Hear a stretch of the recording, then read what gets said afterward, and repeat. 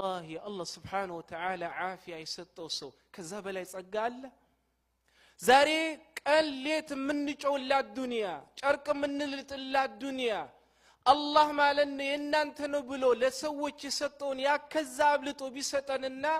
عافية አብሮ الله سبحانه وتعالى ባይሰጠን ዱንያ ለብቻዋ ማለት ነው እኛ ምን ፈልጋትን ደስታ ማምጣት ትችላለች እንዴ የሁሉ ነገር ቁልፍ عافية ነው لذا علي بن ابي طالب رضي الله عنه من يلالو ذقت الطيبات الدنيا كلها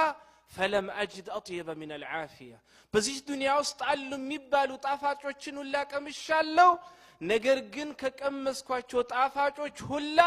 عافيان የመሰለ ጤናን የመሰለ የለም ይላል عافيه والله اخوان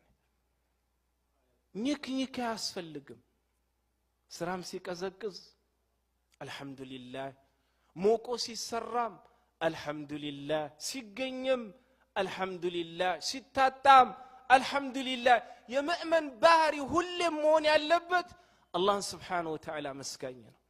لمن كان تبتاچ مينور بزالو سنتناش سنت ወንድሞች ዛሬ والله በተለያየ ሆስፒታል የሚተኙ እህቶ ወንድሞቻችንን ሄደን ጠይቀናቸው ምን ትፈልጋላችሁ ብለን በንጠይቃቸው የመጀመሪያ መልስ እንዳንተ ጤነኛ ሆኜ መሄድን ነው የሚመኙት አይደል የሁሉም መልስ እንዳንተ ወጥቼ መስራት እንዳንተ ወጥቼ ማለት ነው መዝናናት አይደለም የመጀመሪያ ማለት ነው መልሳቸው እንዳንተ ምን ነው አላህ አፊያን በሰጠኝ ነው ስለዚህ አፊያ ሰጥቶናል والله ከአፊያ በላለ اخواني